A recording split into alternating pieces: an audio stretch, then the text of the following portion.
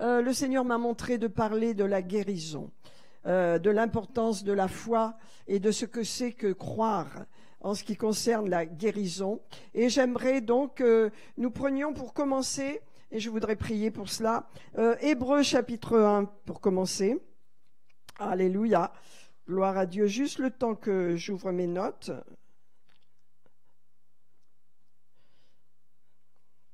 Alléluia. Hébreux 1.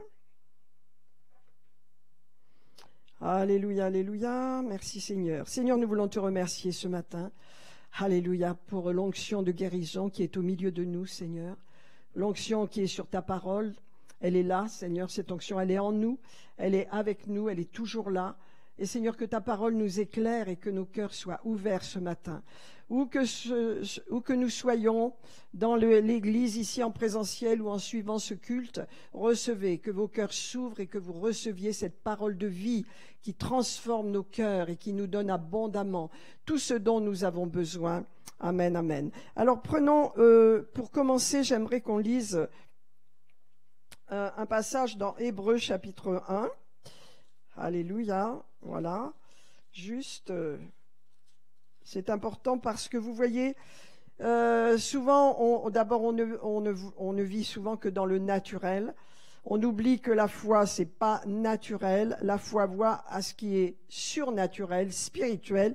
Et j'aimerais lire dans Hébreux 1, verset 2, il est dit « Dieu, dans les derniers temps, nous a parlé par son Fils, qu'il a établi héritier de toutes choses et par lequel il a créé le monde. » Et il est dit qui est vraiment le reflet de sa gloire et l'empreinte de sa personne.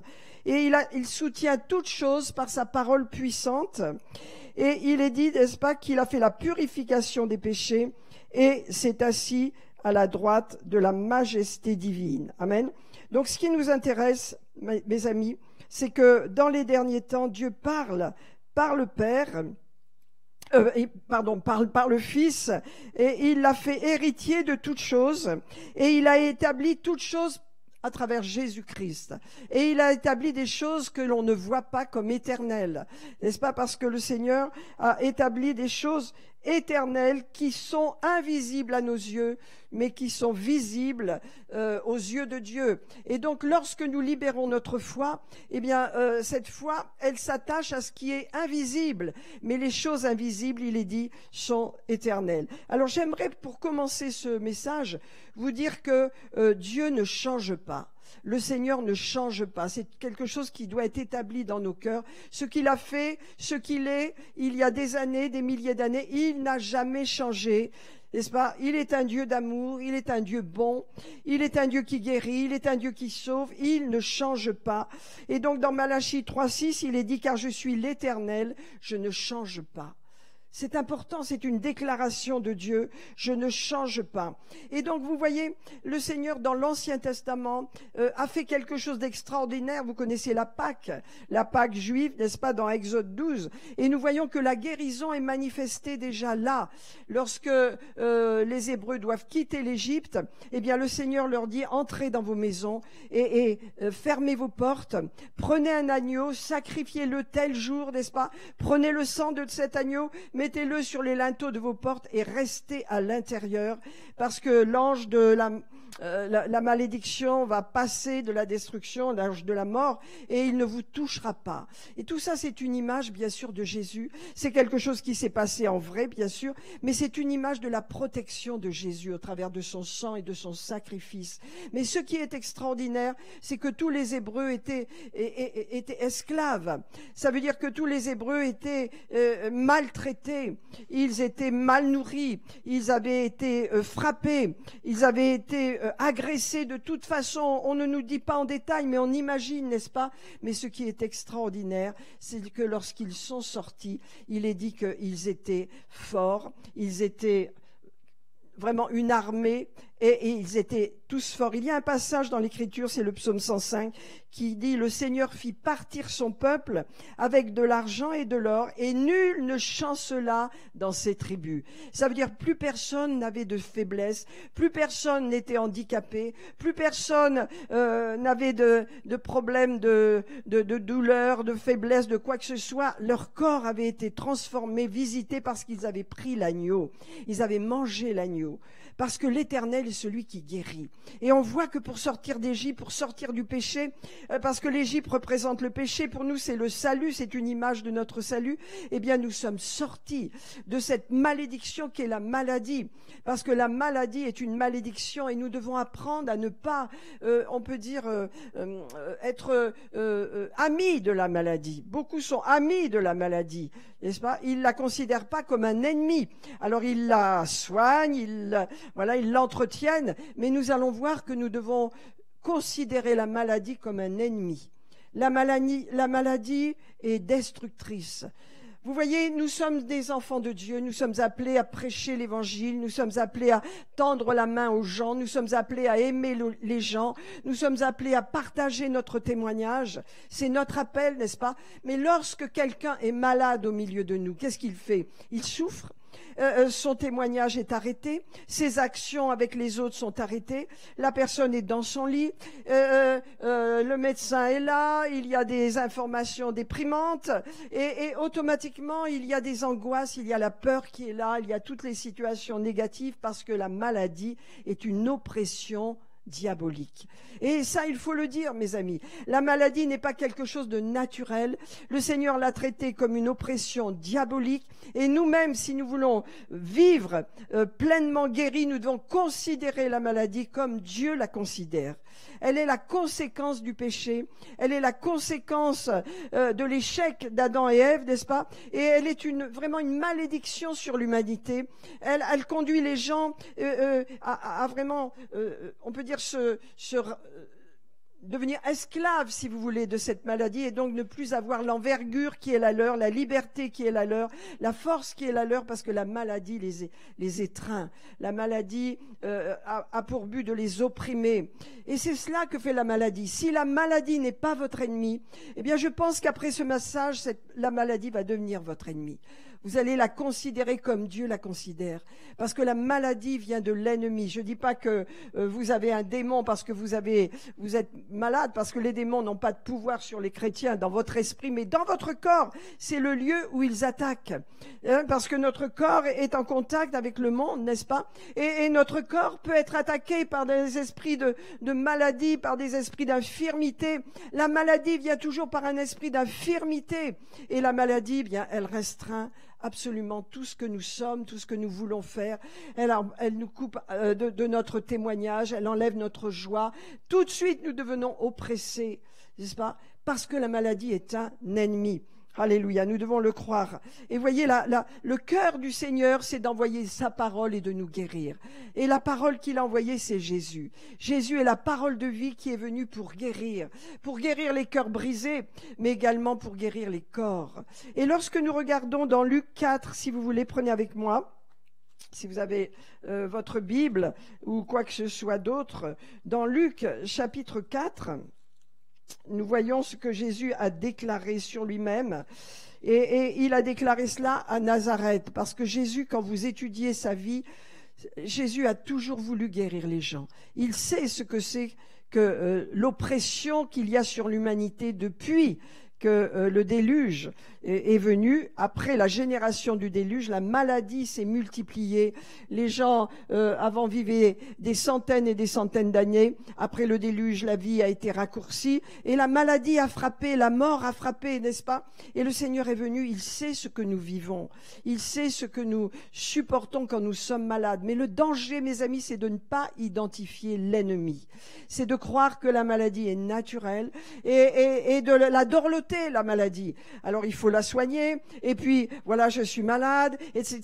Et on ne libère absolument aucune foi, aucune parole de vie, aucune puissance et autorité sur la maladie, parce que on la considère comme quelque chose de naturel. C'est normal, mon corps, voilà, a reçu tel problème, et maintenant, et on se met à choyer cette maladie. Mais regardez ce que Jésus a fait lorsqu'il a été revêtu de l'Esprit. Eh bien, il s'est rendu à Nazareth, verset 16. Luc 4, verset 16. Et selon la coutume, n'est-ce pas, il entra dans la synagogue et on lui proposa le livre d'Ésaïe et il chercha une parole spéciale, spécifique, une parole qui s'adresse vraiment aux gens qui sont là. Et il veut rappeler aux gens qui sont là, voilà, ne me regardez pas comme la personne que vous connaissez. J'ai été au milieu de vous pendant 30 ans. Je n'ai rien dit, je n'ai rien fait, j'ai attendu mon moment, mais maintenant je ne suis plus le même. Voilà, il est parlé de moi. Et voilà, regardez ce qu'il dit, le Seigneur. Sur lui-même, il dit, l'Esprit du Seigneur est sur moi. Je dis bien, l'Esprit du Seigneur est sur moi. Et je dis bien, l'Esprit du Seigneur est sur vous, de la même façon. Amen. Nous avons tout reçu. Parce qu'à la Pentecôte, nous avons reçu l'Esprit de Pentecôte. Et ce même Esprit qui a visité Jésus, eh bien, est sur nous aujourd'hui. Regardez l'appel de Dieu, la vocation que Dieu nous a donnée. Et lorsqu'on voit Jésus et qu'il parle ainsi, on sait que c'est la même chose pour nous. Dieu nous a donné la même onction. Dieu nous a donné la même puissance. On n'a pas besoin de la chercher à l'extérieur. Elle est sur nous, elle est en nous. Nous avons tout reçu, mes amis. Le problème pour nous, c'est de savoir que nous avons tout reçu et de libérer ce que nous avons et de pas chercher à l'extérieur autre chose que ce que nous avons. Le problème, vous voyez, des chrétiens, c'est que souvent ils sont aveugles. Ils ne croient pas qu'ils ont la même puissance que Jésus. Ils ne croient pas qu'ils ont la même foi et les mêmes capacités surnaturelles que Dieu a données à la Pentecôte à chacun de nous. Et ce que Jésus a reçu, nous l'avons reçu. On ne le croit pas. Alors on cherche à droite, à gauche, on appelle la puissance de Dieu à venir, etc. Alors qu'on l'a en nous, qu'elle est sur nous, qu'elle est là, il suffit de la libérer. Il faut apprendre à la libérer et à croire qu'on l'a reçue. Regardez ce que Jésus a dit. L'Esprit du Seigneur est sur moi parce qu'il m'a oint.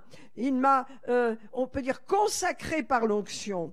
Et vous de même, mes amis, j'ai été consacré par l'onction de Dieu sur ma vie, n'est-ce pas, pour annoncer une bonne nouvelle aux pauvres. Et on n'annonce pas une mauvaise nouvelle. Et nous allons voir tout à l'heure l'importance de la bonne nouvelle, n'est-ce pas? Il m'a envoyé pour guérir ceux qui ont le cœur brisé. Et c'est la même onction qui est sur nous. Jésus a guéri les cœurs brisés, a guéri les corps. Il a aidé les gens, il a fait toutes sortes de biens. Et il a libéré les captifs parce que Jésus avait cette onction. Et cette onction sur nous, elle a cette capacité de libérer les gens, de restaurer les cœurs brisés.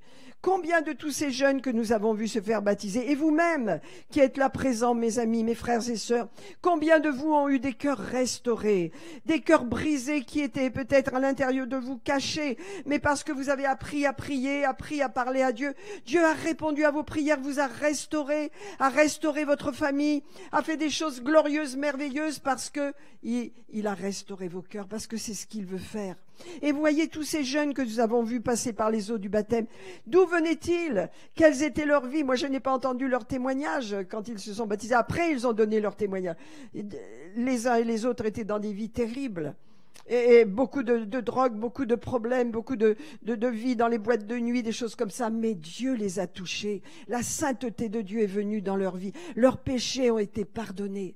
Alléluia. Il n'y a rien de plus beau, mes amis, que de désirer accompagner des personnes afin de les sortir du monde par la puissance de Dieu et de les amener avec vous dans votre groupe de maison, dans votre église, afin qu'ils soient sauvés, n'est-ce pas?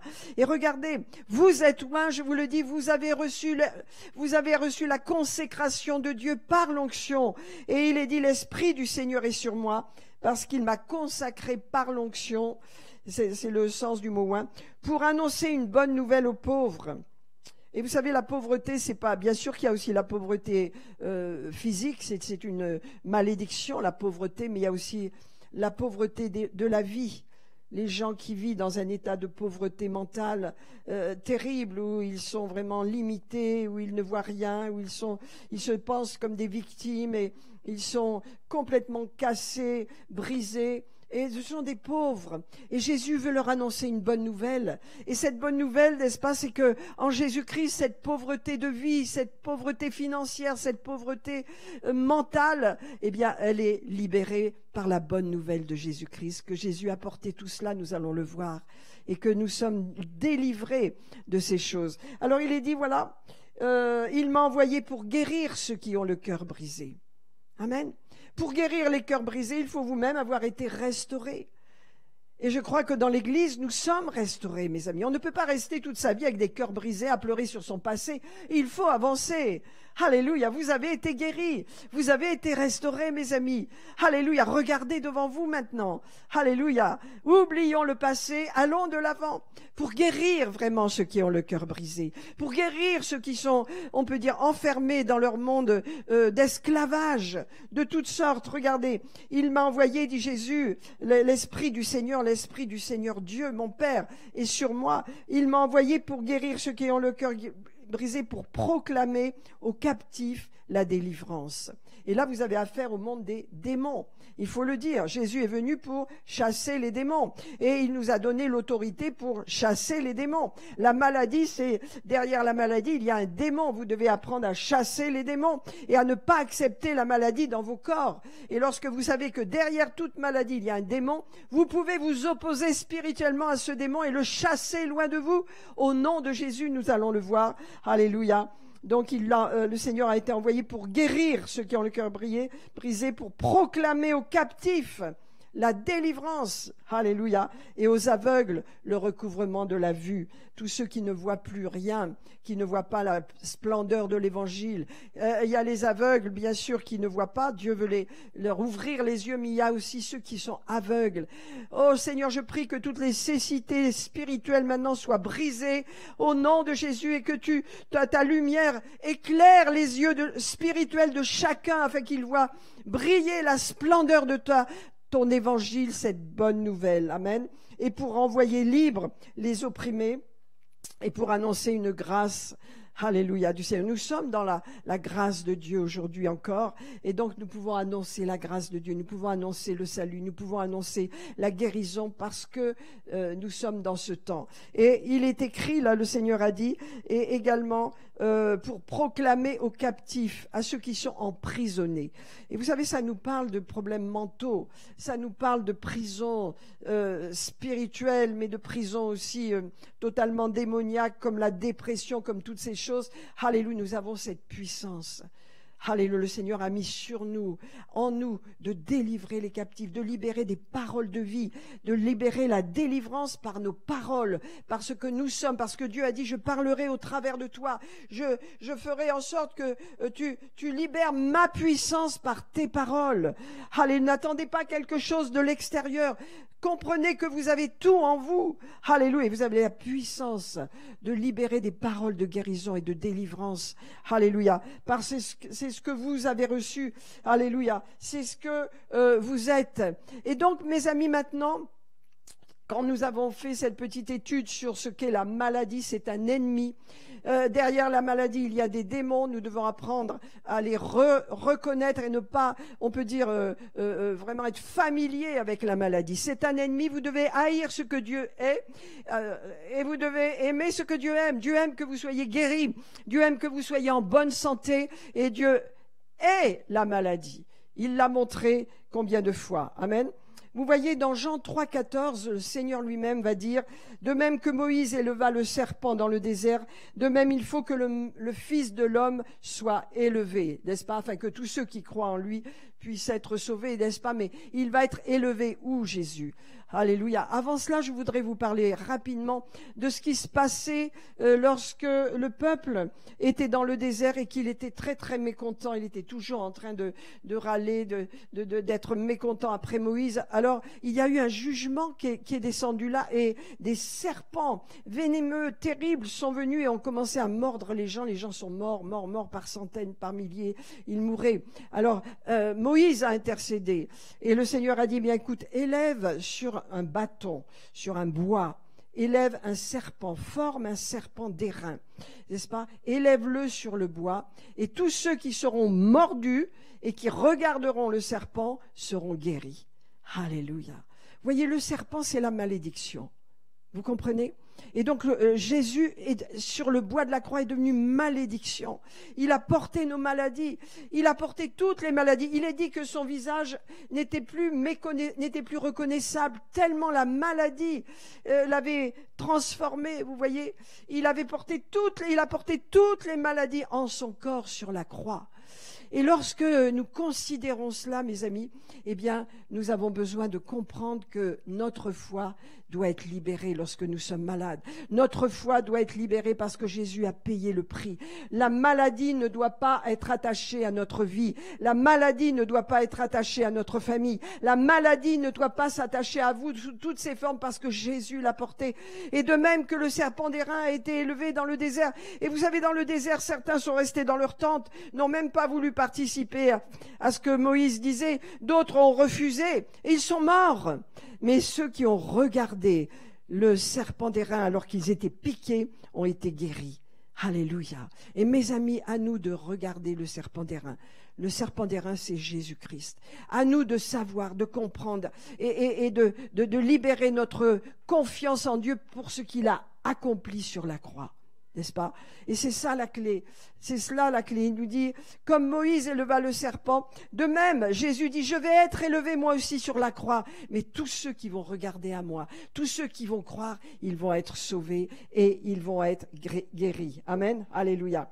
Alors dans Matthieu 11, il y a la promesse que Jésus donne. Matthieu 11, 28, il dit, Jésus, venez à moi. Vous êtes malade, vous avez un souci, vous avez un problème, venez à moi. Vous tous qui êtes fatigués et chargés, vous tous qui êtes malades, vous tous qui avez toutes sortes de problèmes, venez d'abord à Jésus. Alléluia. Venez vers lui et regardez ce qu'il a fait pour vous et considérez son œuvre, considérez son action.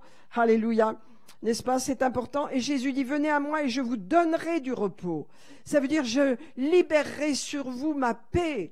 Alléluia. Afin que vous soyez totalement restaurés. Prenez mon joug et suivez mes instructions. Car je suis doux et humble de cœur et vous trouverez du repos pour vos âmes. Car mon joug est doux et mon fardeau léger. Alléluia. Amen, amen. Mes amis, vous devez savoir que le Seigneur est celui qui libère les miracles. Il est un Dieu de guérison. Mais nous devons savoir une chose, c'est que les miracles sont temporaires. Ils ne durent pas toute l'éternité, n'est-ce pas? Parce qu'un jour, il faut partir de cette terre. Un jour, il faut mourir. Un jour, il faut lâcher le corps et partir vers le Seigneur, n'est-ce pas? Mais Dieu veut que dans notre vie, nous soyons heureux et bénis. Il veut que nous vivions en bonne santé. N'est-ce pas? Et ça, vous devez en être convaincu en regardant où? À la croix. Il n'y a pas d'autre endroit pour recevoir sa guérison que la foi dans ce que Jésus a fait pour vous. Jésus a été rendu malédiction pour nous afin que nous soyons justifiés, rendus justes et guéris et transformés. Amen. Alors, regardez par exemple dans Matthieu 8. Je vous donne quelques références pour vous montrer que le cœur de Dieu, c'est que vous soyez guéris. Le cœur de Jésus, c'est que nous soyons en bonne santé. Dieu nous veut actifs et en bonne santé pour glorifier son nom et pour partager notre foi auprès des gens. Rappelez-vous que l'évangile, c'est une bonne nouvelle. C'est la bonne nouvelle du salut et de la guérison. C'est la bonne nouvelle que la malédiction est brisée, que Satan et son pouvoir sur l'humanité a été brisé en Jésus-Christ et que les gens peuvent recevoir l'abondance de la grâce, l'abondance de la bénédiction et que le salut entre dans votre maison. Quand le salut entre dans une maison, écoutez, il va toucher la famille, il va toucher les gens, il va bouleverser la vie de centaines et de centaines de personnes. Alléluia. Regardez Matthieu 8, verset 16. Le soir, on amena auprès de Jésus plusieurs démoniaques. Il chassa les esprits par sa parole et il guérit les malades. Je vais dire la suite tout à l'heure. Ça veut dire quoi, mes amis? Que les démons tenaient les malades. que les démons tenaient les malades. Et oui, les malades souvent sont tenus par des démons. Et Jésus a commencé par chasser les démons d'infirmité, les démons de maladies, de toutes sortes, de cancers, de maladies de cœur, tout ça. Il a chassé ces démons et il a guéri. La guérison a coulé automatiquement. C'est lié, ces deux versets, ces deux passages. Souvent, on le voit pas, mais c'est lié parce que Jésus a commencé par chasser les démons. Et il a guéri les malades. Et souvent, on sépare ces deux choses, mais je crois que c'est pas séparable. Je crois que les démons, nous devons les voir à travers les malades. On doit arrêter de caresser la maladie. Oh, je suis malade, ma famille est en dépression, je suis donc dépressif, c'est normal. Non, tu dois savoir que c'est un démon qui est derrière et tu es appelé à chasser les démons et à arrêter de dire que tu es malade. Tu dois confesser que tu es en bonne santé à cause du prix que Jésus a payé pour toi sur la croix. Et regardez la suite de ce verset. Alléluia. C'est important de le savoir dans Matthieu 8, 17. Il est dit, alléluia, afin que s'accomplit ce qui a été annoncé par Ésaïe le prophète.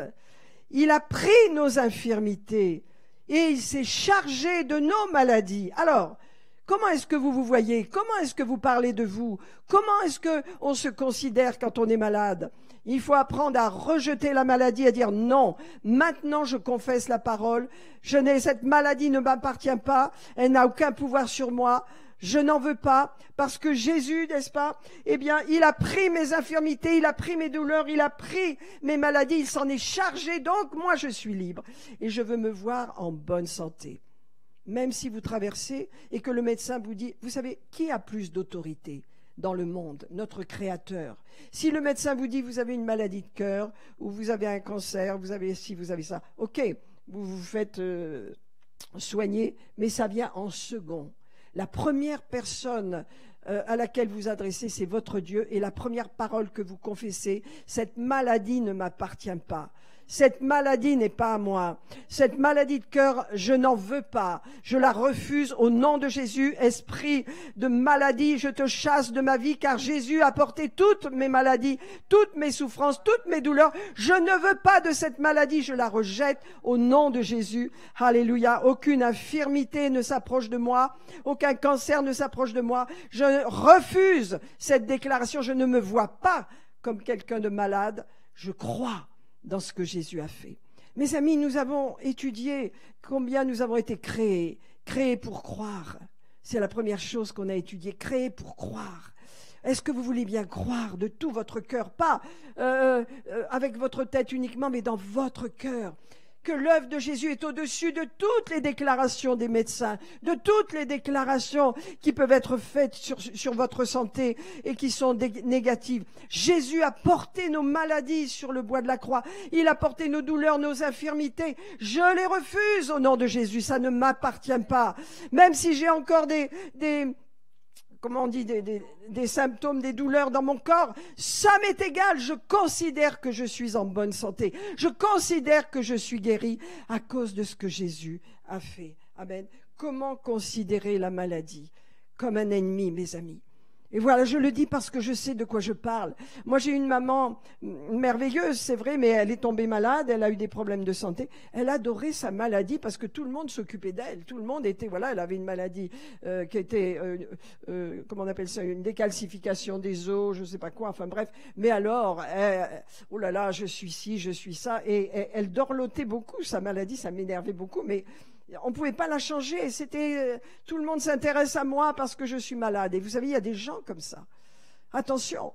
Mais moi, je ne veux pas être ami avec ce que le Seigneur considère comme ennemi. La maladie est mon ennemi. La maladie est destructive. La maladie détruit la vie des gens, détruit des familles, détruit des finances entières, détruit les finances des gens, détruit le zèle, détruit le témoignage. Qu'est-ce que l'ennemi cible dans notre vie? Bien sûr, c'est la parole de Dieu en nous qui nous transforme, mais c'est aussi notre témoignage. Quand vous allez vers les gens souriantes et en bonne santé, et vous dites, tu sais, Jésus t'aime, regarde ma vie, Dieu m'a aidé, Dieu m'a changé.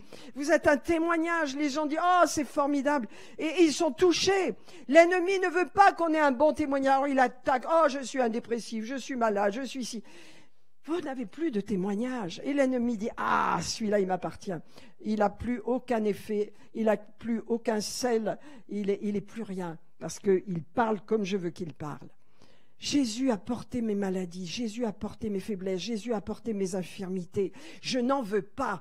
La maladie est notre ennemi. Amen. Il faut la considérer. La maladie est destructive, c'est un tueur de vie. Ne croyez pas que si vous chouchoutez la maladie, elle va vous conduire dans la santé. La maladie va vous détruire et elle va vous tuer avant l'âge. Avant que vous ayez terminé les jours que le Seigneur vous a assignés, la maladie va vous tuer. Amen. Ça n'est pas une amie.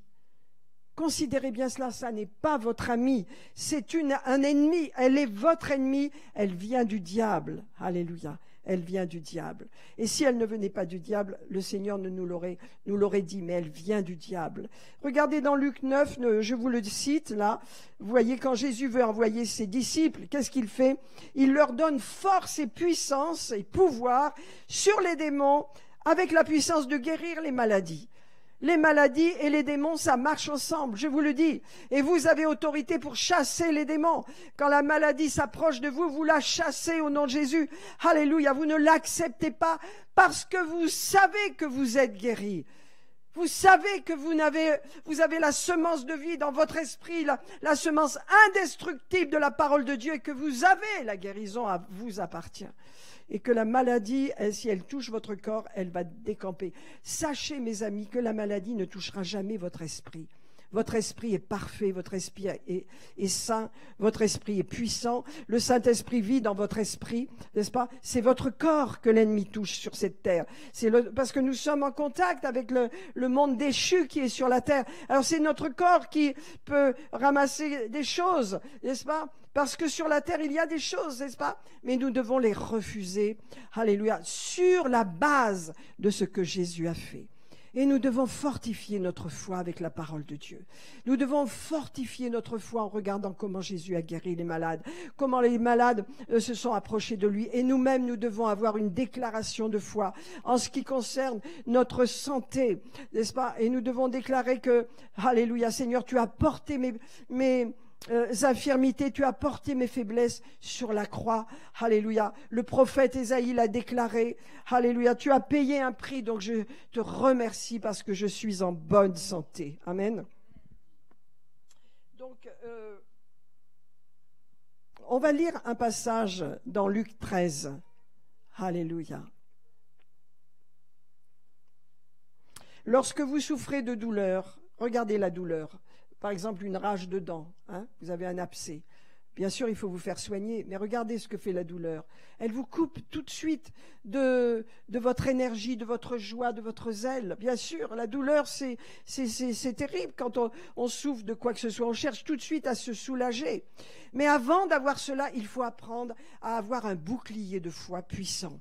Alléluia, avoir une foi. Je crois dans ce que Jésus a fait avant les déclarations des médecins. Avant, ça ne veut pas dire qu'il faut rejeter la déclaration des médecins. Mais les médecins passent second en second. Ce qui compte, c'est ce que Jésus a fait. Ce qui compte, c'est sa déclaration à lui de ce qu'il a dit, de ce que le prophète a dit. Et je le crois, je le reçois. Et qu'est-ce que je fais? Eh bien, dans mon esprit, je ne reçois pas la maladie comme m'appartenant. Je la soigne, je fais ce qu'il faut. Ça, je vous dirai jamais le contraire, n'est-ce pas? Mais je ne la reçois pas. Parce que dans mon esprit, n'est-ce pas, je sais, je connais ce que Jésus a fait pour moi. Lisons Luc 13, s'il vous plaît. Il y avait une femme possédée d'un esprit qui la rendait infirme. Et je vous ai dit, mes amis, à la base de toutes les maladies, il y a un esprit d'infirmité. La maladie nous rend infirmes. Ça ne veut pas dire qu'on boite, hein? Non, mais là, on a une infirmité à l'intérieur de notre corps. C'est une semence d'infirmité en nous. Nous devons l'extraire, la sortir de notre corps au nom de Jésus. Nous devons la combattre. C'est une semence d'infirmité. Et cette femme était infirme depuis 18 ans et elle était courbée. Et elle ne pouvait pas se redresser. Elle, ça se traduisait ainsi. Lorsque Jésus la vit, eh bien, il lui adresse la parole et lui déclare une parole de délivrance. Je vous ai dit tout à l'heure, Luc 4, n'est-ce pas? L'Esprit du Seigneur est sur moi, alléluia, pour délivrer les captifs, n'est-ce pas? Une parole de délivrance, il lui dit, femme, tu es délivrée de ton infirmité, et il lui imposa les mains. Amen. Vous imposerez les mains aux malades et les malades seront guéris. L'onction qui est sur vous est une onction de guérison et de miracle, comme Jésus. Et elle est faite pour être libérée, pas pour courir chez le médecin dès qu'il y a un petit bobo, mais pour commencer, bien sûr, à prier avant toute chose et aller chez le médecin, naturellement, c'est pas ce que je vous dis, hein, mais la première personne vers qui nous devons aller, c'est la parole. La première des premières, c'est la parole de Dieu. Seigneur, tu as dit dans ta parole que dans les meurtrissures de Jésus, j'ai été guéri, donc je le crois. Bien sûr, je me fais soigner. Bien sûr que le Seigneur ne vous conduira jamais à négliger votre santé. Si vous devez passer par les médecins, gloire à Dieu. Si vous devez passer par une opération, gloire à Dieu. C'est pas le problème. Le problème, c'est votre foi. Est-ce que vous tremblez devant la maladie ou est-ce que vous épousez la guérison, l'œuvre de Jésus sur la croix? Vous voyez alors ce que Jésus, la vie, quand vous avez le regard de Jésus, qu'est-ce qu'il voit? Il voit les démons. Il voit cette femme sous l'autorité des démons. Lorsque vous êtes sous l'autorité de la maladie, vous êtes sous l'autorité des démons. Et Jésus le voit et il vous dit, tu dois combattre. Je t'ai donné l'autorité pour combattre les démons. Tu les chasses de ta vie, tu les chasses de ton corps. Tu t'opposes à cette semence de malédiction qui s'appelle la maladie et tu t'opposes à elle. Vous me suivez, mes frères et sœurs? Il faut s'opposer à la maladie, ça n'est pas une amie. Non, non, non, c'est une ennemie. C'est un ennemi qui veut vous voler votre santé, votre vie, et ce n'est pas Dieu qui est là. Dieu nous donne pouvoir, autorité sur la maladie. Et ça veut dire que je la chasse. Ça veut dire que je ne l'accepte pas. Ça veut dire que je la considère comme un ennemi et que je lui commande de lâcher mon corps si elle a commencé à s'implanter dans mon corps, si elle a commencé à s'implanter dans mon mental, si je souffre de dépression, je leur commande à ces choses de partir, de me quitter, parce que derrière il y a des ténèbres. Et donc le chef de la synagogue s'indigne, etc., et dit, venez, tu devrais venir, Jésus, guérir les gens, un autre jour que pendant le Shabbat. Et le Seigneur dit, hypocrite, répond Jésus, est-ce que chacun de vous, le jour du sabbat, ne détache pas de la crèche son bœuf ou son âne pour le mener à boire? Et cette femme, qui est une fille d'Abraham, qui est dans l'alliance, et nous-mêmes, nous sommes dans l'alliance avec Jésus-Christ, par son sang. Il a fait alliance avec nous, n'est-ce pas? Lorsque nous nous sommes convertis. Eh bien, regardez ce qu'il dit, que Satan tenait lié depuis 18 ans. Et vous voyez, il y a des maladies comme ça que les gens traînent pendant des années. Ils sont liés. Et qui les lie? Est-ce que c'est eux? Non. Tant que tu n'as pas identifié que c'est Satan qui est derrière, ces démons sont derrière, tu n'as pas de victoire. Mais Jésus veut te libérer. Jésus veut que tu vois la victoire. Jésus veut que tu considères. Tu as des douleurs, tu as de l'arthrite, tu as des rhumatismes. Tu peux t'opposer. N'accepte pas. Tu dis oui, mais tu as vu l'âge que j'ai. Non, n'accepte pas ça. Parce que ça va aggraver, ça va aggraver. Il y a des gens qui commencent avec ça, puis après ils peuvent plus marcher, il leur faut des cannes et tout. Non, n'acceptez jamais ça. La maladie, l'infirmité est votre ennemi et mon ennemi, et je ne l'accepte pas. Elle ne fait pas partie de moi, parce que je crois dans l'œuvre glorieuse et merveilleuse de la croix de Jésus-Christ. Je crois qu'il a porté mes maladies. Et regardez ce que dit Jésus. Cette femme, qui est une fille d'Abraham et que Satan tenait liée depuis 18 ans, ne fallait-il pas la délivrer de cette chaîne le jour du sabbat? La chaîne de l'esclavage. La maladie est une chaîne épouvantable, abominable, alléluia, qu'il faut absolument rejeter. Amen. Il faut apprendre à lutter comme vous luttez contre les démons. Il faut lutter contre la maladie comme vous luttez contre les démons, parce que la maladie vient de l'ennemi. La maladie n'a jamais été envoyée par Dieu pour vous apprendre quelque chose, comme il y a des fausses religions, la religiosité qu'il a enseignée des années. Non, la maladie ne vous enseigne rien, ni la patience, ni rien. Elle vous enseigne à subir, à perdre tout ce que vous avez, n'est-ce pas, et votre témoignage et tout. Et l'ennemi est bien content de vous tenir comme esclavage. Ça n'est pas de la religion, ça c'est la parole de Dieu. Amen. Jésus a dit, cette femme que Satan tenait esclave depuis 18 ans, est-ce qu'il ne fallait pas la libérer de cette chaîne? Mes amis, si vous êtes malade ce matin, regardez votre maladie comme un ennemi et prenez autorité vous-même contre cet ennemi et déclarez votre guérison. Déclarez que vous êtes guéri. Alléluia. Pourquoi? Parce que le Seigneur l'a déclaré, il a accompli votre guérison. Amen. Alléluia. Gloire à Dieu. Alléluia. Amen. J'aimerais que, on va terminer bien sûr, le temps passe. 1 Pierre 2, 24 soit votre verset de base pour parler à votre maladie. Amen. Et pour vous-même vous forger une foi solide. Croyez, mes amis, dans l'œuvre de Jésus. Croyez de tout votre cœur. Nous sommes appelés à croire. Nous sommes créés pour croire. Et bien sûr que on a tous des situations différentes. On fait tous face à certains traumatismes, mais nous croyons dans notre esprit. Notre esprit croit parce que notre esprit a reçu l'Esprit de Dieu, l'Esprit de résurrection. Vous savez que la résurrection de Christ est l'événement le plus puissant, bien plus au-dessus de la création de Dieu. La résurrection de Christ est une puissance tellement glorieuse. Or, nous avons cet esprit de résurrection en nous. C'est pourquoi la maladie va reculer et doit être chassée de nos vies. Ce n'est pas une amie, c'est un ennemi. Et chaque fois qu'elle vient pour vous enfermer, pour vous faire mal, pour vous faire douter, chassez-la au nom de Jésus, parce que vous voyez, ça vient vraiment des démons. Alléluia.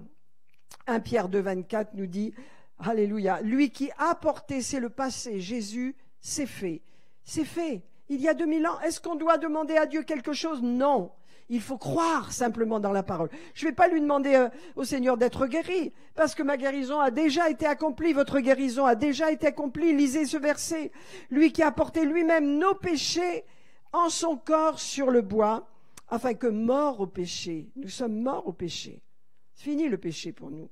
Nous vivions pour la justice, lui par les meurtrissures duquel vous avez été guéris. Pas vous serez guéris, pas vous êtes guéris, non, vous avez été guéris. Il y a 2000 ans, c'est fait. Votre maladie, ne la portez plus parce que Jésus l'a portée. Considérez-vous comme des hommes et des femmes guéris, parce qu'il y a 2000 ans, n'est-ce pas, c'est fait. Dans les meurtrissures de Jésus, vous avez été guéris. Amen. Alléluia. Alors encore un dernier passage, beaucoup de passages à partager avec vous. Matthieu 8, 16, le soir on amena auprès de Jésus plusieurs démoniaques. Il chassa les esprits par sa parole et il guérit tous les malades. Vous voyez, il chassait les démons. Jésus et les démons et la maladie, toujours s'étaient associés. Jésus chassait les démons, guérissait les malades.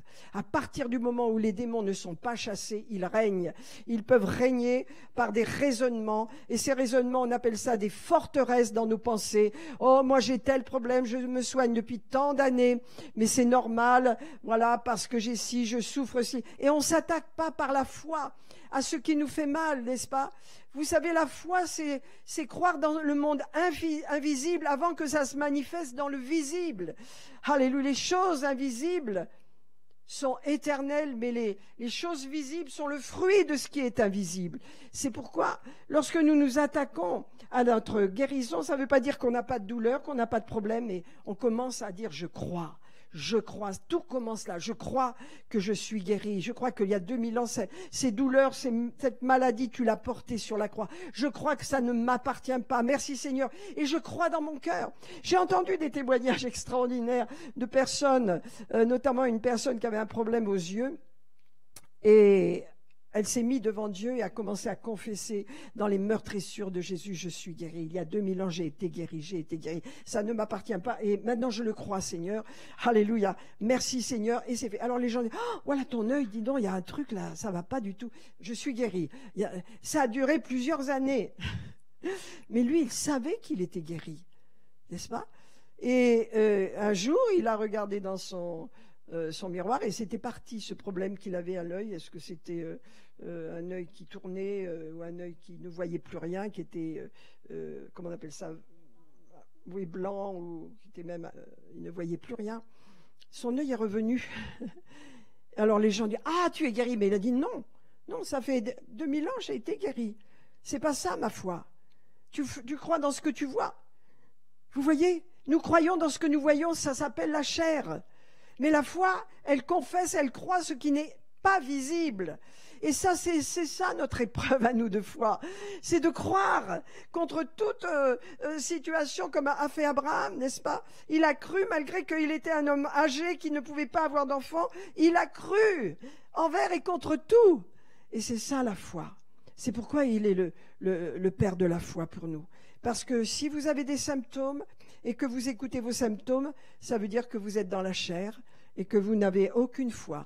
Mais si vous croyez malgré vos symptômes, sans considérer vos symptômes, et que vous avez la foi dans le fait qu'il y a 2000 ans, Jésus vous a guéri, alors qu'est-ce qui se passe? Cette foi, elle va produire. Amen. Cette foi va produire. Et nous avons besoin de changer. Moi-même, la première, on a besoin de changer. J'ai besoin continuellement d'entrer dans ce domaine et d'avoir une foi beaucoup plus profonde dans l'œuvre de Jésus, parce que ça va bien au-delà de la santé. Ça va aussi pour toutes les traumatismes, pour toutes les inquiétudes, les angoisses, tout cela. La foi en Jésus-Christ nous libère de toutes ces faiblesses, parce que Jésus est venu pour cela. Sur la croix, il a porté toutes choses. Et on va terminer peut-être par Ésaïe 53, mais avant cela, je voudrais vous rappeler une chose, alléluia, c'est que Dieu nous a fait don de cette bonne nouvelle qu'est l'Évangile. Et l'Évangile, vous voyez dans Romains chapitre 1, verset 16, il est dit « Car je n'ai pas honte de l'Évangile, c'est la puissance de Dieu. » Pour le salut, et vous savez le mot salut veut dire sozo, qui veut dire guérison, protection, délivrance, prospérité, abondance. Le salut, n'est-ce pas, nous parle de guérison, de restauration. Voilà, ça veut dire quand vous avez ce mot-là, n'est-ce pas, le mot salut, pensez que vous avez également toutes les bénédictions de Dieu avec. C'est pourquoi il est dit l'évangile, la bonne nouvelle, parce que vous avez donné votre vie à Jésus, vous avez été touchés. La bonne nouvelle, c'est que le Seigneur a porté vos péchés et vos maladies. Il a porté vos faiblesses et vos infirmités sur le bois de la croix et que vous en êtes libérés. Et c'est pourquoi il est dit l'évangile, c'est la puissance de Dieu pour le salut de quiconque. Et vous êtes là, quiconque. De quiconque croit, n'est-ce pas? Tous ceux qui veulent bien croire peuvent croire. Alléluia. Du juif premièrement, puis du grec, n'est-ce pas? Donc rappelez-vous, le mot salut veut dire protection, sécurité, guérison, prospérité physique, santé physique et mentale. C'est tout ce que Dieu nous a acquis à la croix, mes amis. Parce que Dieu veut qu'on vive une vie bénie, pour qu'on soit un témoignage. N'oubliez pas que l'évangile, c'est pour être donné aux gens et que le Seigneur n'a que nous.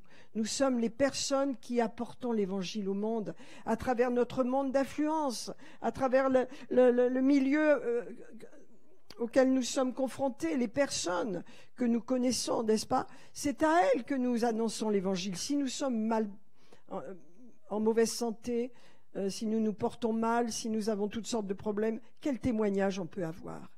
Vous savez, il y a des gens, et vous leur parlez, ils vous racontent que leur maladie. Et vous dites, c'est des chrétiens, ça? Alors, ils n'ont pas de victoire dans leur vie. Oh, mais ça ne m'intéresse pas.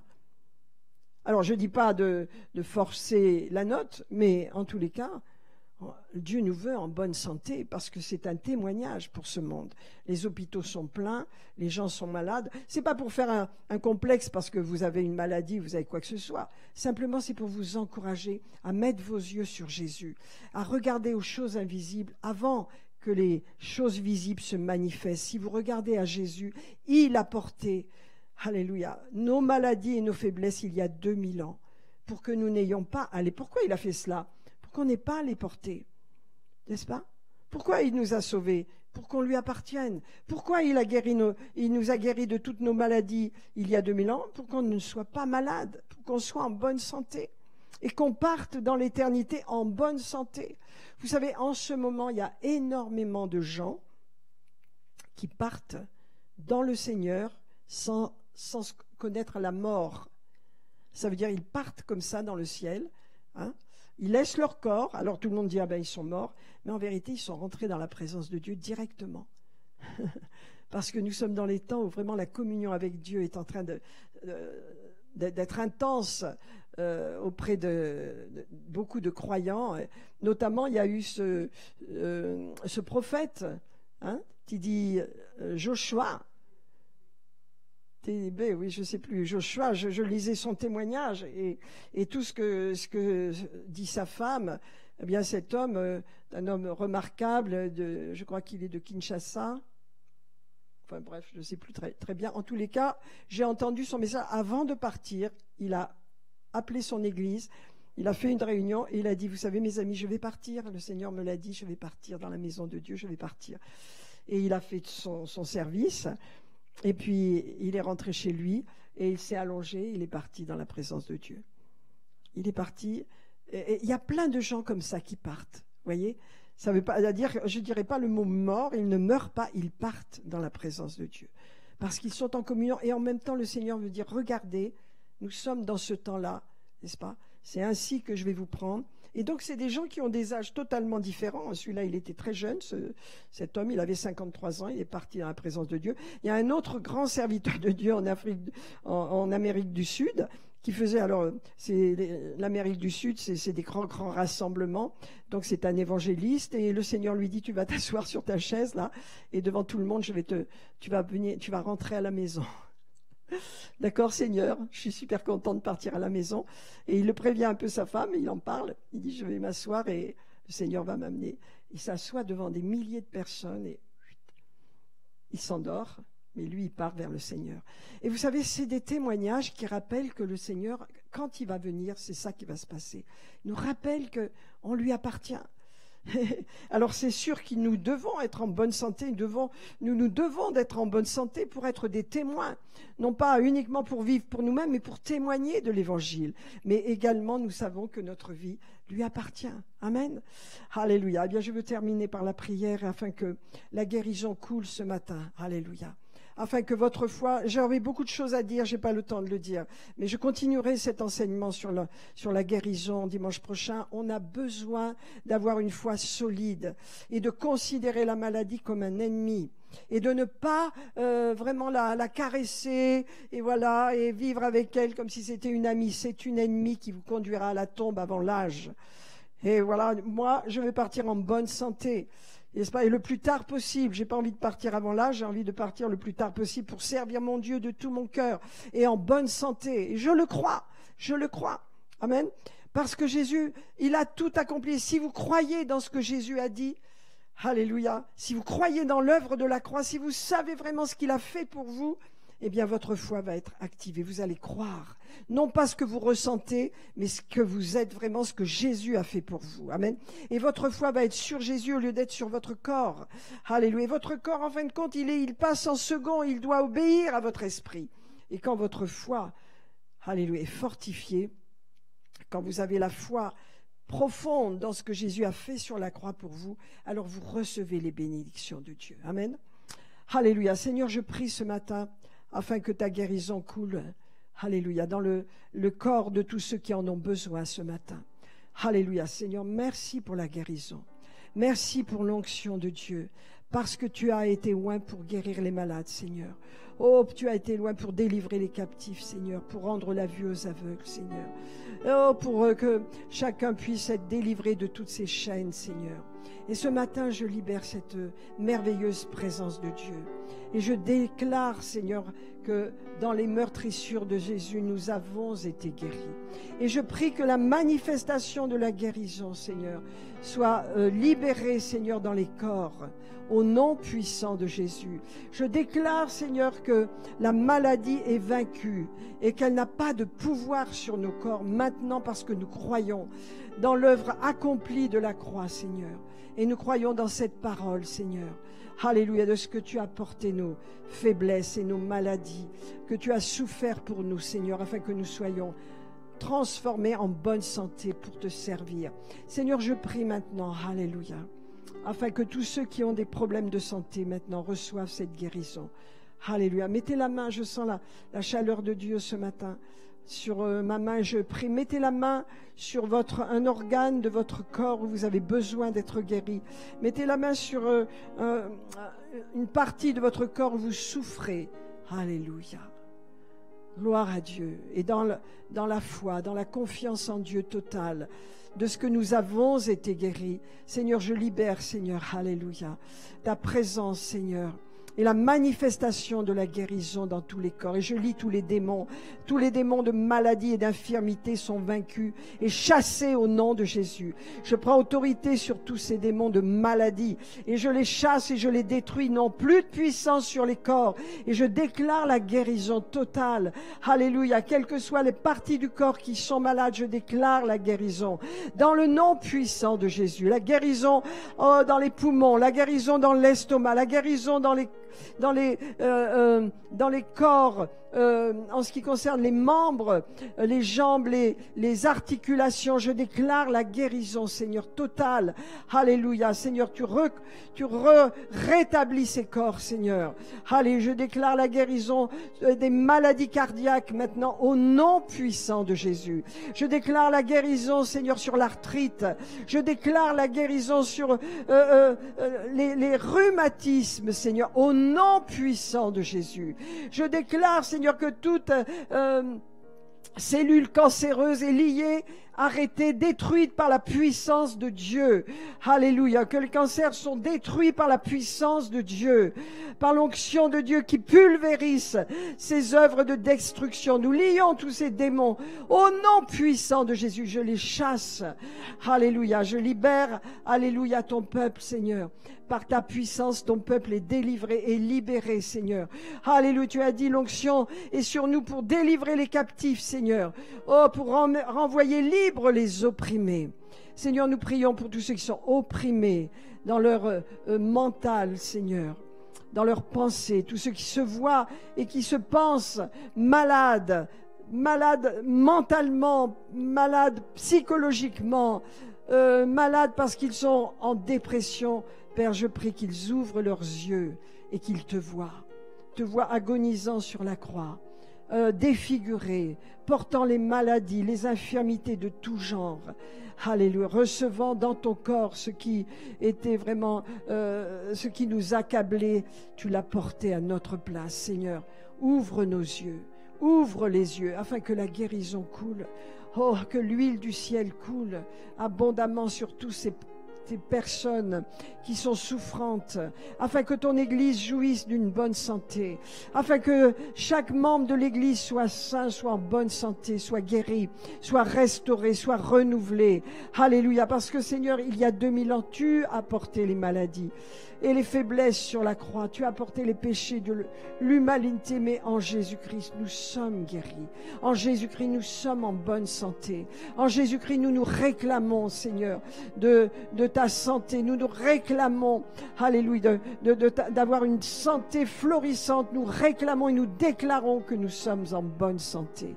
Nous passons de l'autre côté. Nous ne sommes plus des malades, nous sommes des gens en bonne santé. Nous le réclamons, Seigneur. Nous le déclarons, Seigneur. Nous ne nous regardons plus comme malades, mais comme des gens en bonne santé. Et la bonne santé est en train d'agir dans votre vie aujourd'hui, parce que la parole est une parole surnaturelle. C'est la semence incorruptible qui travaille en vous maintenant, vous qui l'avez reçue. Et je la reçois aussi. Alléluia. C'est une parole de vie pour chacun de nous. Et Seigneur, nous déclarons que nos corps sont en bonne santé. Nous déclarons que tous nos organes sont sains. Alléluia. Nous déclarons que notre mental, notre psychique est sain. Nous déclarons que nous avons une bonne mémoire. Alléluia. Nous déclarons, Seigneur, que intellectuellement nous sommes vifs et intelligents, Seigneur. Nous déclarons que nous avons ta sagesse. Alléluia. Nous déclarons que nous marchons sans nous fatiguer. Nous déclarons, Seigneur, que nous sommes renouvelés.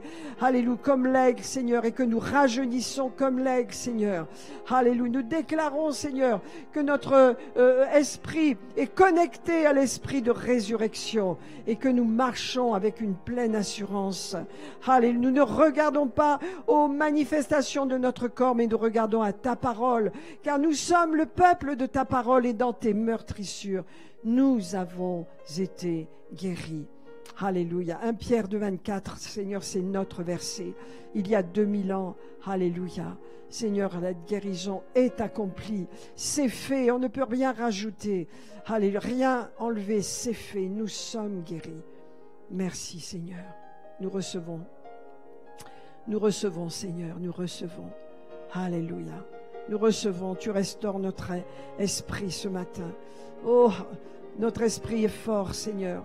C'est notre pensée plutôt qui a besoin d'être restaurée, car notre esprit est saint. Notre pensée s'aligne sur notre esprit. Pardonnez-moi, c'est notre esprit et notre pensée qui s'alignent sur notre esprit, et notre esprit et la parole ne font qu'un. Nous croyons, Seigneur, nous croyons de tout notre cœur et nous recevons. Seigneur, que les boiteux marchent, Seigneur, que les aveugles voient, Seigneur. Oh, alléluia, que les malades se lèvent et soient guéris, Seigneur. Que ceux qui ne pouvaient pas marcher marchent maintenant. Que vous puissiez faire quelque chose que vous n'aviez pas l'habitude de faire ce matin. Je le déclare au nom de Jésus. Marchez, courez, sautez. Alléluia. Faites ce que vous ne pouvez pas faire. Croyez que vous avez reçu. Car la parole agit ce matin. Elle agit partout. Alléluia. Elle agit dans nos cœurs. Elle agit dans nos corps. Elle agit. Et nous regardons la maladie comme un ennemi ce matin. Au nom puissant de Jésus. Amen. Amen, amen, amen. Merci Seigneur. Merci Seigneur. Alléluia. Amen, amen. Eh bien mes amis, nous allons terminer par les annonces rapidement. Et je vous remercie de continuer dans la foi et de méditer cette parole. Je vous donne rendez-vous maintenant pour les vitamines, des vitamines pour la journée, donc pour la semaine qui vient. Et également, je vous rappelle que maintenant, nous sommes sur YouTube. Donc, faites connaître cette chaîne, n'est-ce pas? Et abonnez-vous le plus possible. Et je vais laisser la parole à Tessa. À tout à l'heure.